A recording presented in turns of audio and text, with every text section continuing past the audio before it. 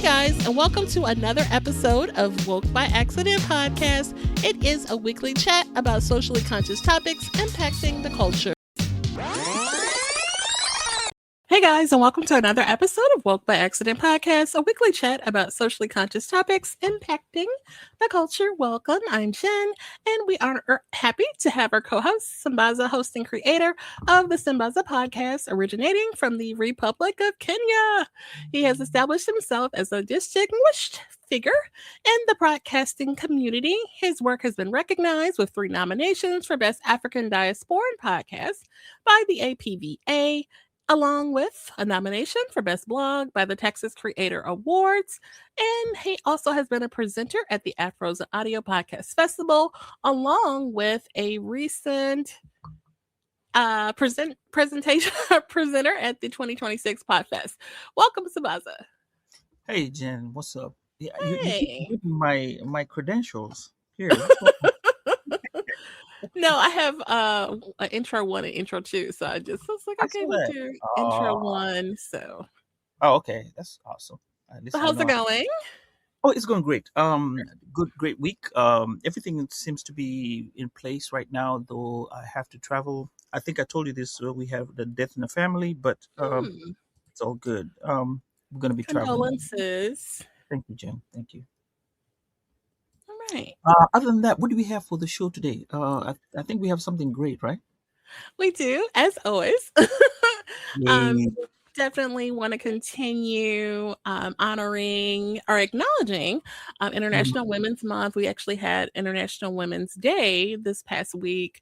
And so we have a great guest who will be joining us as we spotlight and take a look at Black women in media and what that looks like in celebration of International Women's History Month. So I have a really great guest who's an award-winning journalist, and I will introduce formally in a moment.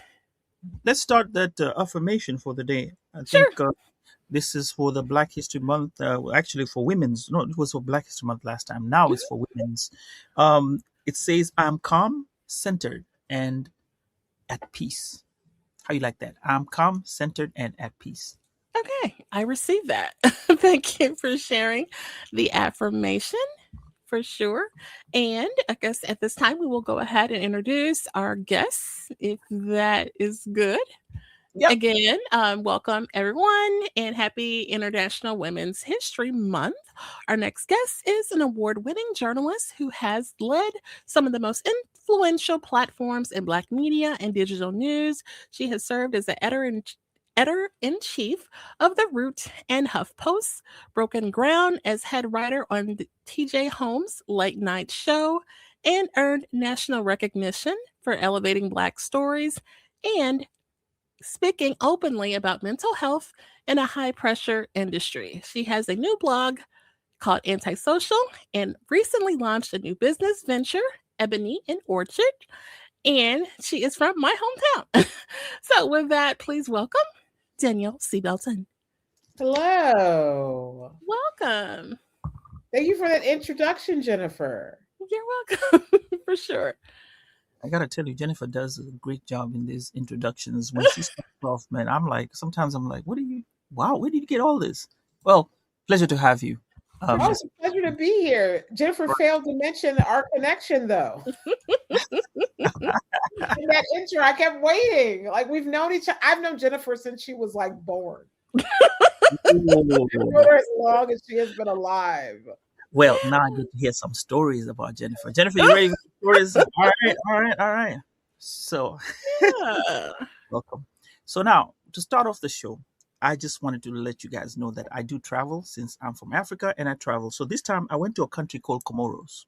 Now, Comoros is officially known as the Union of Comoros, and it's an archipelagic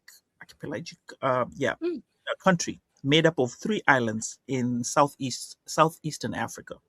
Now, it's located at the northern end of the Mozambique Channel in the Indian Ocean. The country has 3 official languages, which is Comorian, it's called Shikomori, Arabic, and French.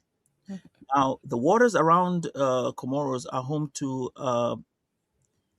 coelacanth I don't know how to say that, but a living fossil fish thought to have gone extinct within the dinosaurs and has been found over there. And another interesting thing about Comoros is they have two marriages, and one's a small one, a big one, and it kind of shows how rich you are. It's very expensive. The second one, and having the second wedding, usually the woman gets the house or a house, and these weddings are usually grand and can Mhm. last days. Now, to our proverb, it says, "If you live in the river, you should make friends with the crocodile." I'll repeat that again. This is our Comorian proverb. If you live in the river, you should make friends with the crocodile. If you can interpret it with in your own words, Miss Belton. Oh, sure. So for me, what that says is like if you choose to work in a particular industry or live in a particular town or be part of a particular culture, it makes sense to affiliate yourself with someone who actually knows what's going on or has some type of power or control. The crocodile is an apex predator in the water and can eat you. So it probably doesn't hurt to be its friend. Sounds right. Jen? Okay. So we live in so I mean, it just makes me think like when in Rome or something like that, even though this is an African proverb. But yeah. Jen, that was actually very nice. I hadn't thought about it. Yeah, if you're in Rome, do as the Romans do. Yeah, man. Both are actually right in their own way, because Mhm. whenever you're in somewhere unfamiliar, you have to look out for the person who might know more of the surrounding that you're in and kind of be a friend to them so that they can give you the 411 about what is going on and tell you, hey, look out for this, look out for that. And that will make you have a comfortable uh, time, say, be it at work, be it at your neighborhood or anywhere else. I think that's a great proverb to start us off for the day. Okay. Now, my question to start you off, take us back to the beginning. When did you first realize you wanted to be a journalist, and what did those early steps into the industry look like for you? So I think I've always wanted to be a journalist. Both my parents were hardcore news junkies. That means they read the newspaper. We got the newspaper daily at our house. They watched the local news, both the 5 and the 6 o'clock, plus the national news. And then when CNN came along, they watched CNN. We got pretty much every Black publication you could ever read, from Ebony, Jet, Essence, Vibe. We all read it in our household. And it was just, I think it was just a matter of time that they had 3 kids. One of them was going to want to be a journalist if they were surrounded by this much journalism. And I already had a real curiosity for the world and for history. And so it just made a lot of sense. I remember the first news story that I followed, or that's in my memory, because that's how long I've been watching the news with my parents, was since the 80s, was probably the Iran Contra affair. Mhm. I literally remember watching the hearings with my dad and my mother and their commentary on it, and just wanting to understand what was happening and how it all fit in the world that we live in. And by the time I would say I was like 10, I was pretty socially aware just about some of the issues that we face as Black people in this country and about what was going on in politics at the time. Like I remember both times Jesse Jackson ran for president Mhm. because my parents were watching it. And I just thought this information is so critical, because if you better understand the world around you, you can make better decisions for yourself and your families. And so I was always attracted to journalism. I can still remember when I was about 9 or 10, I made a little magazine for my baby sister, Deidre, called the Tuesday Times. So I was always thinking about journalism. I always wanted to do it. I either wanted to be written about or I wanted to be the writer. And ultimately, I chose to be the writer. I started out at Skool in Southern Illinois University, Edwardsville. Mhm. And originally, I went there to be an artist. I don't know if Jennifer remembers this. I used to love to draw. Mhm. And I thought I wanted to be a cartoonist for the longest. But then when I went into the art program, I didn't really fit in. And so my father pulled me aside and was like, hey, I see you're really struggling with the art program. What's going on? And so I told him my concerns. And he was like, well, you're a really strong writer. Have you ever considered journalism? And I was just like, well, there's no money in journalism. And my dad was like, I was going to let you be an artist and there's no money in that. And I was like, touche.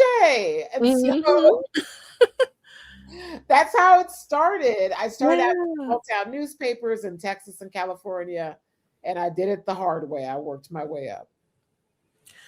I was an artist too back in the day, and I retired. Yeah, so that's a profession. Excellent artist for sure. I do remember that, even with your blog, which we're going to get into some of that about your independent content that you made before reaching on the national platforms. But you built your own platform and voice before stepping into what one would call big legacy brands. What did you do early on that made your work stand out enough for mainstream outlets to pay attention? What I did was a combination of hijacking SEO and just believing in my own abilities. So from a very early age, I always felt I was pretty smart. And I thought I was a strong writer. And so I just felt like this is a good path for me, the creative path. I was just supposed to be a creative. And so I knew what people like to read. I knew how the style of reading that they liked and the voice that they liked to hear. And what they wanted was authenticity and someone who's a unique persona with a unique kind of point of view, but unique, but not so unique that you couldn't relate to it. Like my style of writing when I was a blogger was very much, oh, this is exactly what I wanted to say. And she put it perfectly in words. I was always able to kind of encapsulate how people were thinking and feeling. And so what I did was, this was when SEO was still like a new thing, when people figuring out how to manipulate Google to get hits. And so I wrote about Michelle Obama's fashion. I was one of the first bloggers to do it in 2008 in January. And so people were furiously Googling, what outfits she had on. Yeah. So the first search result that came up was my blog, The Black Snob. Nice. And then from there, I started writing about other Black journalists who were on television. I did this specifically because most of them did not have their own websites at the time. And so if someone thought TJ Holmes, who at the time was the host on CNN Weekend, if they thought he was cute and they typed his name into the Google, the first search that came up was my website because I was the main person writing about it. Okay, so all that was intentional. So that's okay. I mean, really, it's like, how do I, think outside the box? How do I stand out when it's so many people that have, a blog? It's back in it blog spot, and everybody was popping up a blog. So that's cool. It was very strategic. And because of the fact that the journalists Googled themselves, that's often what happened. Like everyone Googles themselves. Everyone has Google alerts set up for their accounts. And so these journalists would read about themselves on my website. And then they'd go like, well, what else is on here? They'd click around, they'd read my other content. They were like, oh, she's actually really smart and talented. This is really funny. Let's put her on CNN. And that's pretty much how it happened. That's cool. It was nice. I want to ask this follow-up on question is, were there any no or setbacks that you experienced in that blogging times, where you may have got into somewhere and maybe try to put yourself in the mix, and then it'd be like, oh, no. And then if these setbacks kind of propelled you somehow into your career? Oh, there were plenty of setbacks. I didn't know what I was doing. I was making it up as I went along. So I made mistakes all the time. My biggest mistake was that I did not know how to make money. I didn't understand the business side of things. I had a keen understanding of what people like to read and what voices they like to hear, but I had no idea how to monetize it. I was lucky if I made $100 on a given month.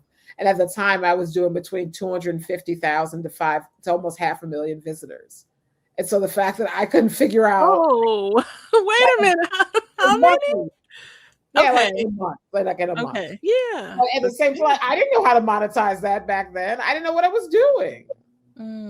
So sometimes I could get like $1,000. That was like a good month. But this is in the early days of blogging. And it's not like how it is now, where you have Patreon, you have all these systems set up to help people get paid.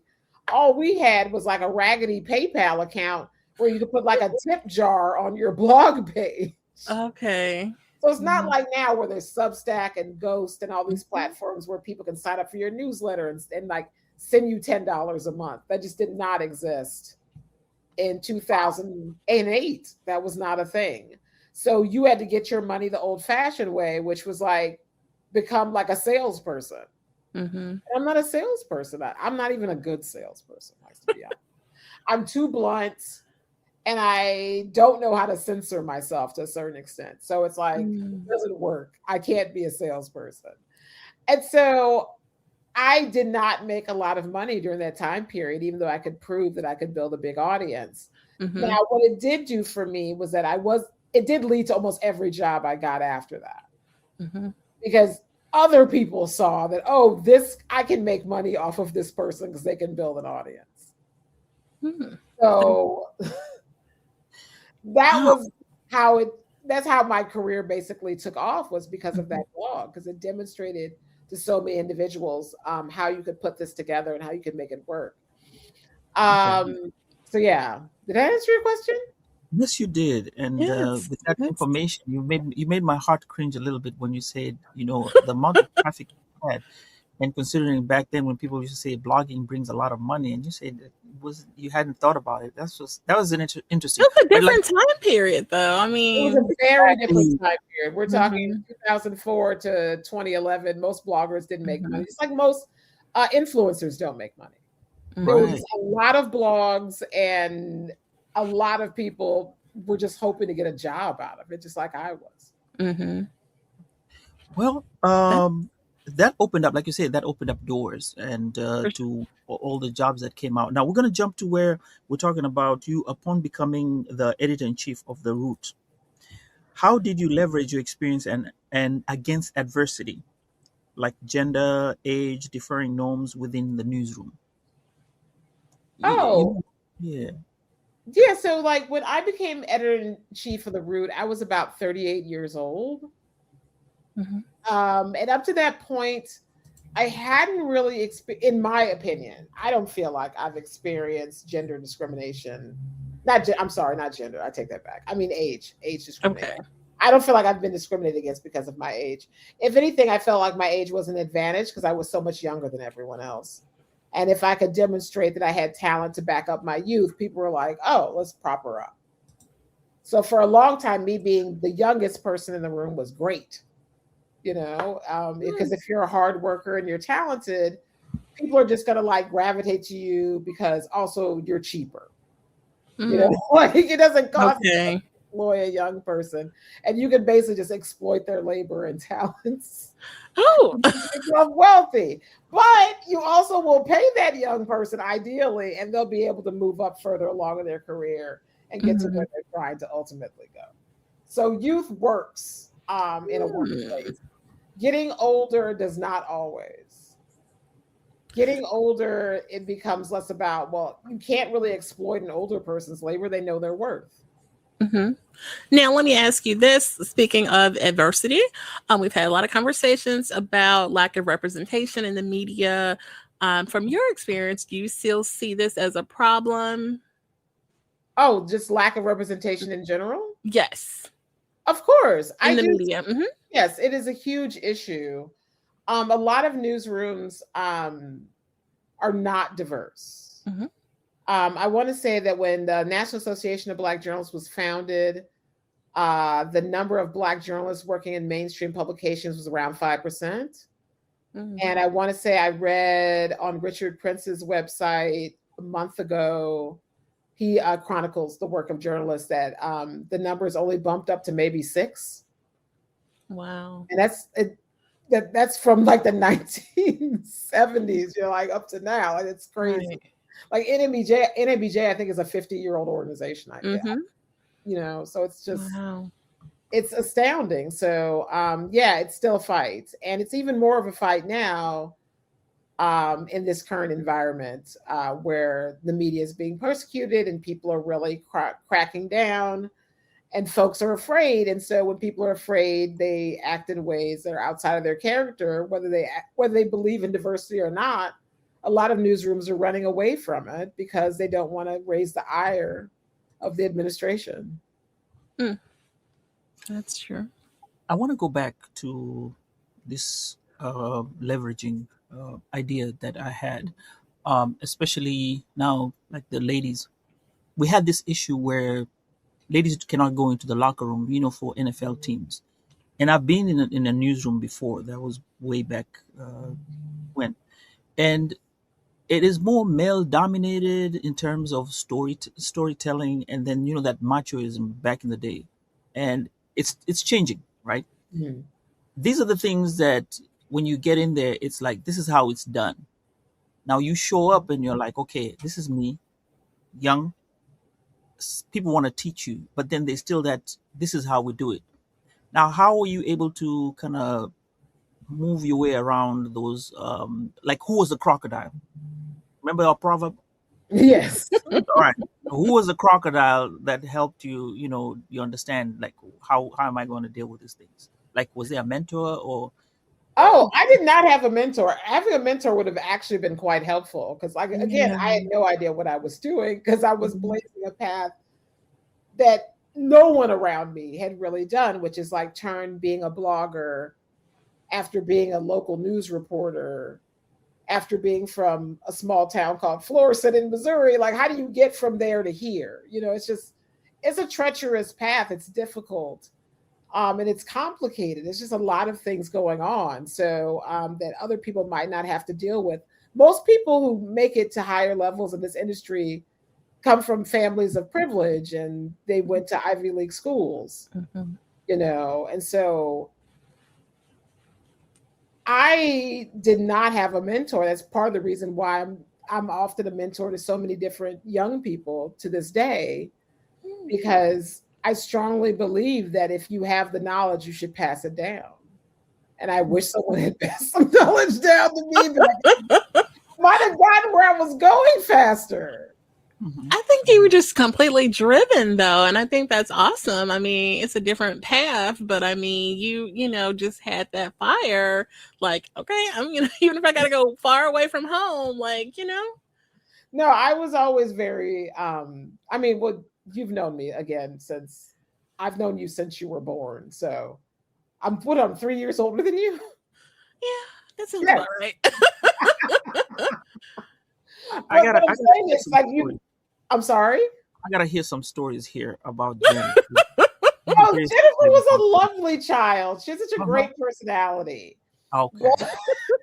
In our family, she's known as the fourth Belton sister because there's 3 Belton sisters, and Jennifer was the unofficial 4th. Ah, nice. See, now I learned some new things today. Okay, great. Thank you so much. Yeah, I practically kind of lived with them. Our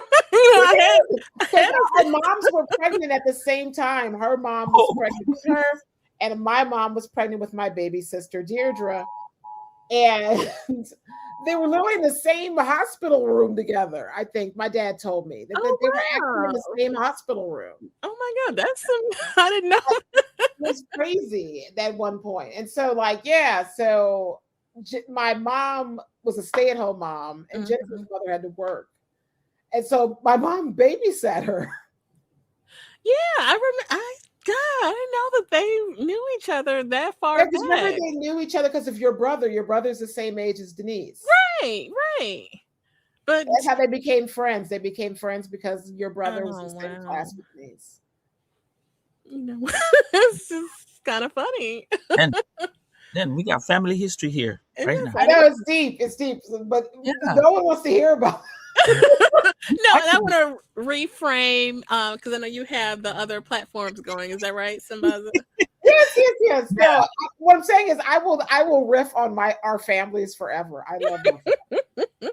I think So, people love to hear about Jen. Now we do have right now we are on Substack, and we're on YouTube, Facebook, and also we are on StreamYard. Now we cannot go into TikTok because for some odd reason TikTok have changed their policies and we can't do the POV. We have to have people okay. engage in the POV type of deal. So we had to keep off that. But y'all can find us in these socials and join us. And if you have any questions, hey, feel free to throw them in there and we'll ask. So go ahead, Jen. I think my next question will be actually this goes you are going talking about it, and we just kind of step back a little bit. And if a young black creator came up to you today and said, I want to do what you do, what roadmap would you give them? Oh, I would ask them several critical questions, like what basis, what foundation are you working with? Because Mhm. what toolkit you have and what support you have will determine what kind of path is going to be best for you. Mhm. Because like I've tried them all, so so I take a really clinical kind of approach to it. But outside of that, in the more broader sense, I would say like how badly do you want it? Because Oh that's yeah. really what it boils down to. There's Mhm. not a lot of money, especially in the beginning. Mhm. It's highly competitive, and there's all kinds of discrimination. So you better really want this. You better be willing to put in the work and to deal with the obstacles and to Mhm. somehow bounce back after every one of them. Because if you're not resilient, you'll never survive. Mhm. Mm. Now I have to throw this question. Is this what we're seeing? First of all, I need a moment to go back to that thingy about CNN. I want to know how the experience is to be on CNN. You know, we see it on the back end looking in. You'll tell us that in a little bit. But you talked about this idea of it being cutthroat, and there's a lot of experiences that you'll get there, which you have to have tough skin. Is this what we're seeing right now in journalists, where you notice that there has been disparity between melanated journalists as opposed to the Caucasian ones, vis-a-vis, you know, all the same? Some of them, it's all in the same boat. Some of them do get, you know, fired because they said something, and you know, they they are being attacked. Is this what journalism is? And I think also, if you come in this, if you're gonna, I'd like you to also kind of angle it where the women are kind of African American women. Oh, well, yes and no. So the thing is, you don't have a lot of control when you're starting out as a journalist. And you Mhm. really don't even have a lot of control as you move up. The reality is, whoever owns the publication or the TV network, like they have the real control here because Mhm. they own it. And Mhm. so, therefore, they can make whatever decision they freely wish to make with that organization. Some people are very good stewards of news organizations, they do amazing work. They're great champions for their journalists. They know when to step in and they know when to fall back. But some others, it's like it's just a money making enterprise for them. And then for in even worse cases, for some, they're just an ideologue that just wants to control the narrative. Mhm. And that's just kind of like what you're up against. What you want is that first version, someone who understands that the press is supposed to be free. I'm going to respect the rights of the free press and I'm going to fall back. And I'm going to make it my mission to make sure that this stays well funded, it stays in business, and my journalists are protected. Like if you can work for a publication that has that kind of foundation, you Mhm. work for an amazing publication because that's how they all should be, but they aren't. Okay. And that's what we're up against right now. Oh, okay. Yeah, things are really different. And just to reframe for people tuning in on other platforms, we're speaking with award winning journalist Danielle Belton, and we are discussing Black women in media and celebration of International Women's History Month. And here's another thought. So a lot of people know you from The Root, HuffPost, and you shared that your journey began being an independent creator with your first blog, The Black Snob, and that has led you to some new projects. And so we would like to have you share about what you're working on now. Sure. So right now I have my blog Antisocial, which is all about trying to create more connection in this very disconnected world we're living in right now. So much of our society kind of encourages people to live their lives in their phones and just live their lives in their homes and really isolate, which is really not healthy. Emotionally, spiritually, physically, for human beings. We're social creatures. We're supposed to spend some time together. And I feel like a lot of the depression and frustration that people feel is rooted in this isolation they've unintentionally imposed upon themselves because they're so immersed in the digital world. So that's Antisocial. And the other project that I'm working on right now is a women's empowerment dinner series called Ebony and Orchid that I co-created with my friend, Junie Ann Hibbert, here in New York City. We work with women leaders of color from all walks of life, whether they're entrepreneurs or work in media or work in corporate America, to kind of like network and really like rely on one another to kind of get forward in this next, in our next phases in our lives. You know, a lot of it is just about, you know, like when you're in your 20s and 30s, you're still figuring your career out. And then you get to your 40s and 50s and you think like, this is where I'm supposed to be going to that next level. And so this is an organization where people can kind of like have those type of cross-generational conversations. Nice. And I'm going to go out of order for this last one because this one touches on what she just spoke about, Sambaza, so don't give me that look. So at HuffPost, you encounter and you share about this in your video about Ebony and Orchid, which I just think is so dope.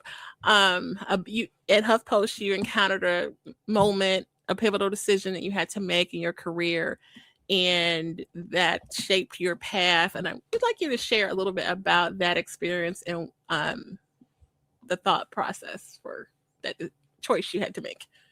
Oh, I don't remember what interview this was. No, I think that was just your promo video of saying like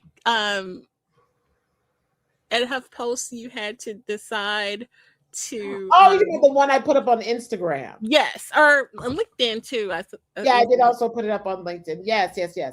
I was saying how over a year ago, I left my role at HuffPost because we were facing staffing cuts. And I wanted to save jobs.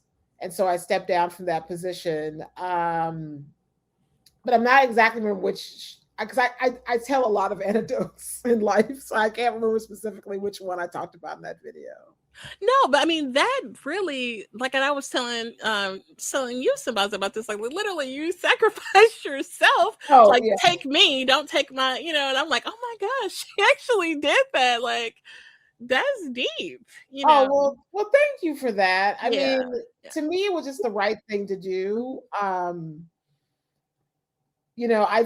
I feel like the work that HuffPost is doing right now is so important because it is still an independently, it's owned by BuzzFeed. It's not like owned by someone that I consider to be like a problem, it's still a good company. And so I still see good things for it. And so I wanted to leave in a way that would make it stronger, not weaker. But I mean, even at being a lead, continuing your leadership role as editor-in-chief, you could continue to, have a say in that. I know. I understand that, but it was just like, to me, the reporters are so much more important than me. Like, yes, I have a role to play in all of it, but they're the ones that are actually at Capitol Hill every day. They're the ones who are being doxxed and harassed, and they're the ones who fear for their lives because they're most visible. So it feels like you're the quarterback that decided, instead of restructuring my contract, I'm going to, give up my contract and go search for another team. Yeah, it was more. Well, I quarterback seems like I don't know. I more like the coach. I was the coach. Nah, But I mean, the quarterback, they look at the quarterback as like the leader of yeah. the Well, team. the coach is the leader of the team. Well, Coach they is look just to the watching the quarterback. They quarterback. look to the quarterback, though. Yeah. I mean, Quarterback is the say all. Well, what yeah. I'm saying is I wasn't all directly on the field. That's what I'm saying. Okay. Like I wasn't gathering news anymore. You know, that's what I used to do when I worked in newspapers. I was the person that was making sure there was money for the organization and that people were supported and that folks felt safe. Like that was my job. I think you're just being very, very modest at this time. But I have a question with regard to that. Actually, that's a good way. It actually gives me the next question for you. From NPR, I do realize that, well, they had a story like about a year ago. They were talking about the way these small town magazines reports have been swallowed up by these big time companies that are coming up, and they're buying them shares, and now it's more profit making rather than the stories. And you get the situation where some of these local newspapers are just fizzling out because one, they can't be staffed. Two, if they cannot bring profits, they're taken out. But the bigger sense is they're being bought by the big companies who now control the narrative. Brings back to this idea of you going back into blogging. Are you seeing blogging as the next frontier for your local newspapers to be able to gather information? Like you said, your dad used to get every publication, brought into the house. They drop the paper, the paper boy drops it.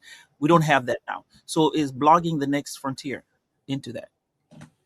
Yeah, I don't know. The thing is, blogging wasn't sustainable. Like now it's a little different because you have people who are really big names involved. You have like Don Lemon and Joyanne Reed, and everyone knows them. So it's easier for them to build a platform for themselves that's sustainable. But journalism is expensive. It's not just about, oh, I can just get up and say a few words, and it involves research and reporting, and you need to have editors, and you need to have writers, and you need to have people who can shoot video, and at a bare minimum, you need at least someone who's going to have your back if you get sued, because that happens a lot. Okay. So it's like there's no safety net if you go independent. You have to have your own back. But if you're part of a major publication, like they have the finances to offer you some semblance of protection. Okay. That's interesting. I've been taking journalism classes right now for the last maybe like about a year now, and it's really interesting. Yeah, it is an expensive program, but it's interesting. I love it. I love journalism. I mean, you're doing it right now. This is journalism. You're asking me. Absolutely. Very intentional. Yeah, absolutely. We can talk. No, go ahead. No, my before I go to the next question, Jen, you take on the next question. This one is for me, my special question. Please tell us how it was on CNN. How the place is, how they call you. Well, when I went on CNN, I think that was the first time. It was probably 2010. It was here in New York.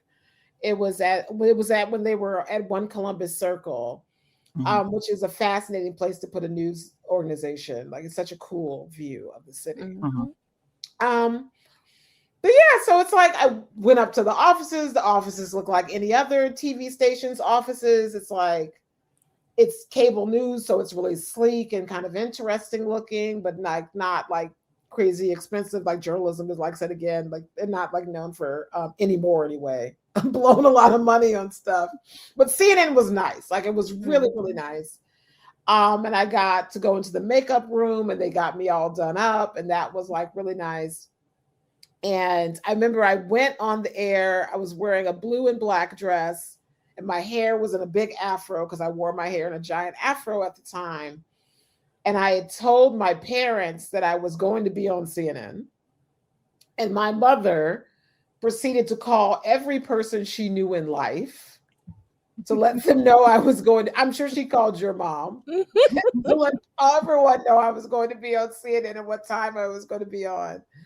And after I did the hit, I immediately called my parents because anyone knows my parents. My mom loved everything I've ever done, and my dad is like my biggest critic because he wants me to be the best. And so I really wanted to get their feedback and see what they thought because their opinions mattered so much to me. So I called them, and my dad answers the phone, and I said, "Daddy, what did you think?" And he was just like, "Oh, well, you did all right, but you moved your hands so much. You're like an ethnic person." I'm like, "Okay, please put mommy on the phone." And he has to go to my mother, and I say, "Mommy, what did you think?" And she just goes, "You were beautiful." Over and over and over again. So to this day, I don't remember what I talked about. All I remember is my parents' response to it. Oh, that's content. You gotta do a flashback on that. That's cool. That's a whole story. Oh, like a home from Missouri to New York and to hit CNN. That's a great story. Right. Thank you.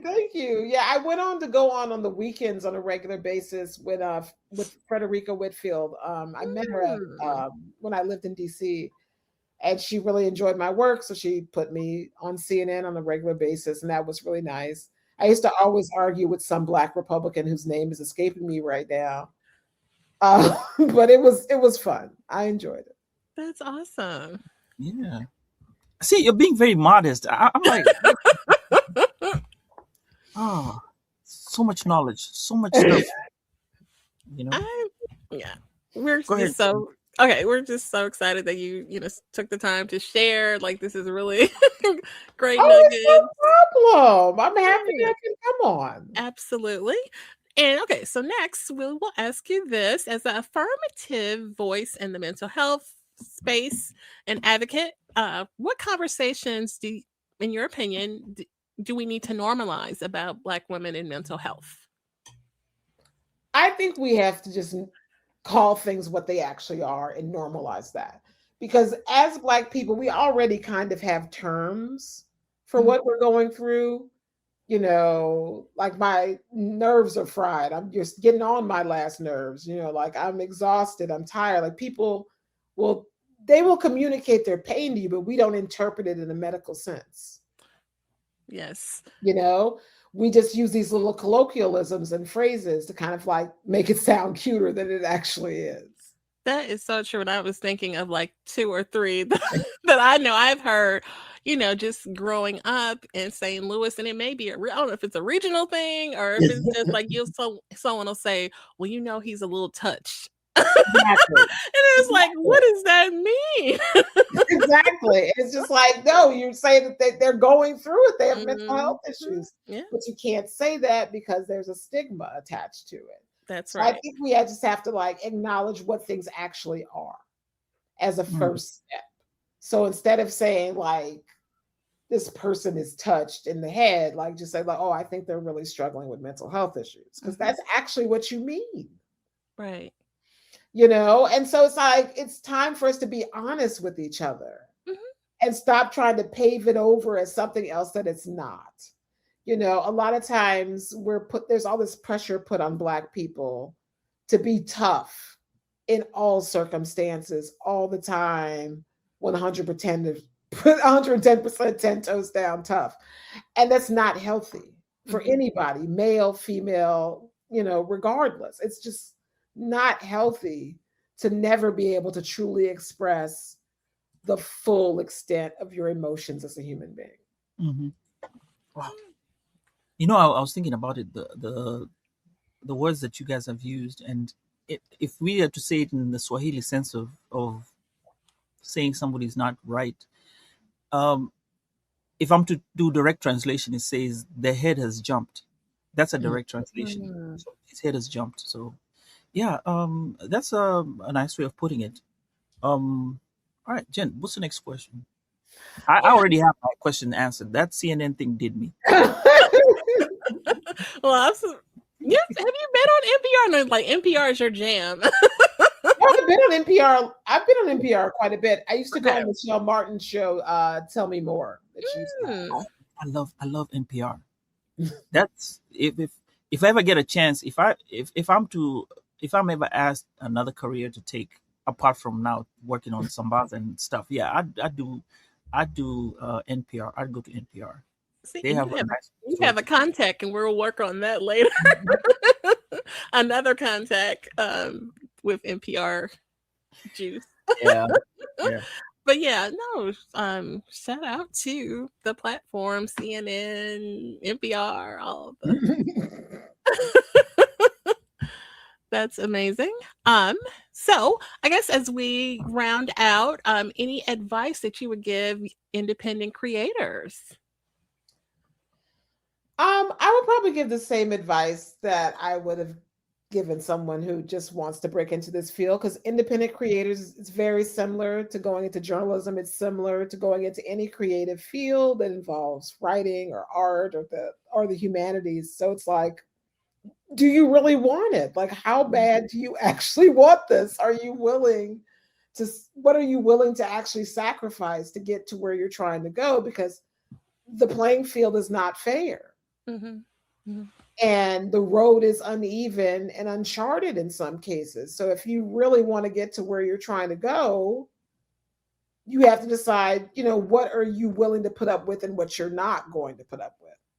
Okay. And that's the decision that you ultimately have to make, of what you're willing to tolerate in this situation. What parts of yourself are you willing to sacrifice with the hopes of like getting higher up? Like, it's just, it's a tough field. It's competitive. Right. And I guess as you have done, people can always pivot, and use their skills and talents in multiple ways and things like that. So exactly. Yeah, that's something that's helpful. Someone that is interested in this. I think about my little niece. She wants to go into journalism and be on the red carpet and things like that. It's like this great idea, and why not? You know what I mean? So yeah, reach for those stars, aim for it, and you can always pivot if you get out there and you decide, what, this doesn't feel right. Oh, definitely. I actually tell people that they shouldn't major in journalism. They should major in something else and just get an internship in journalism. Mm-hmm. Because you'll want to have something to fall back on in case journalism doesn't work out. Because again, it's a creative field. It's very competitive. Right. So there's no bang to the buck.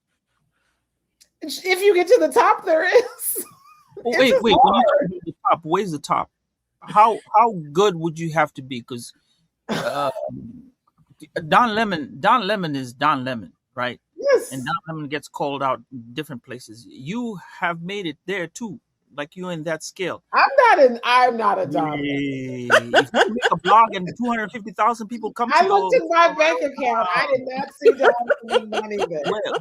Well, I think you hadn't met Jen with her marketing skills at that time to tell you, hey, there's money in here, there's money in there. We got to do this. She sells stuff now. She's good at selling.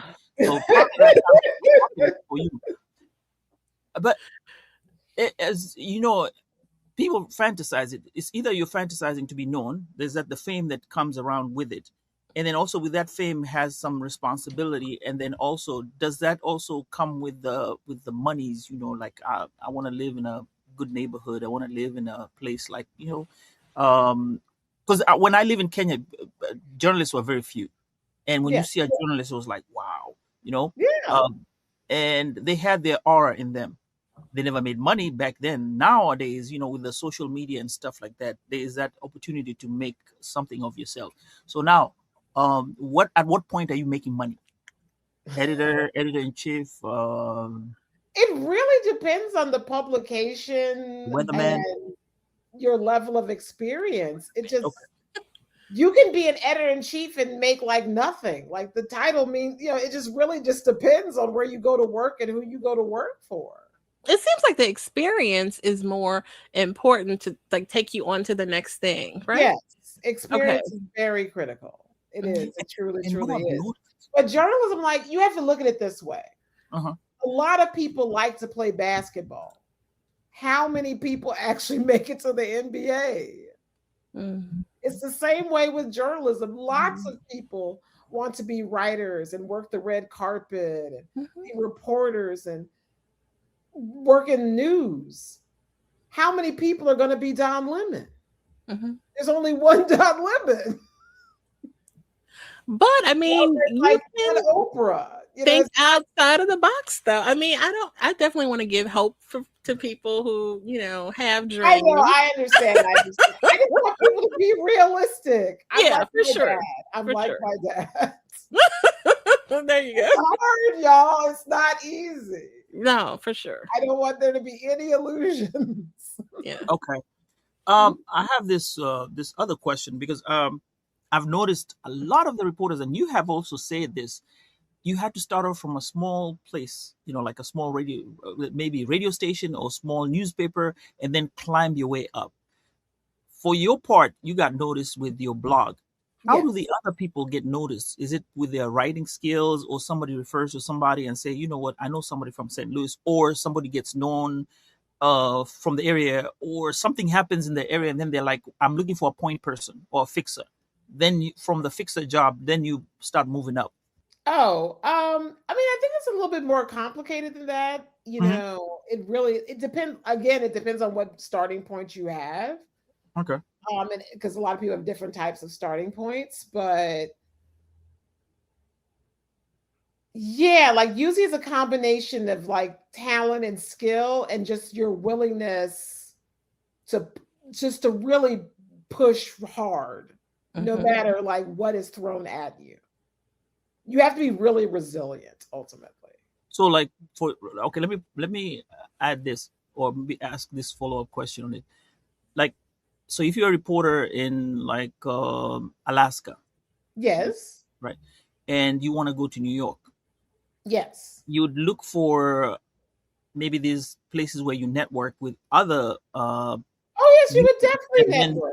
No, all right, so you networking start is that very way. important. Yes, Okay, of course. okay, so that's your lead into now getting yourself to New York or maybe LA Or if you. covering a story that's hot and, you have an exclusive moment. It seems like taking advantage of opportunities and moments and current events and things like that. Like, look at all the independent people that went to that Diddy trial. You know what I mean? Like, Of people, they course. packed up a mic, they packed up a tripod, and they put and news sources would actually talk to nobody just because they were right there and they had something, you know what I mean, at the moment that was, important. Oh So yes, definitely. No, I totally understand.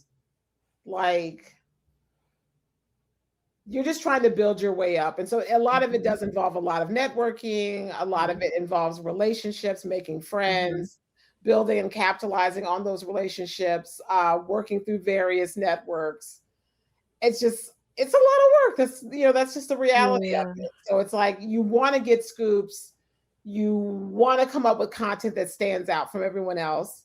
I Mhm. think it's just a matter of the fact like you have to figure out what's going to set you apart in this current environment and how you're going to break through a much louder, crowded space.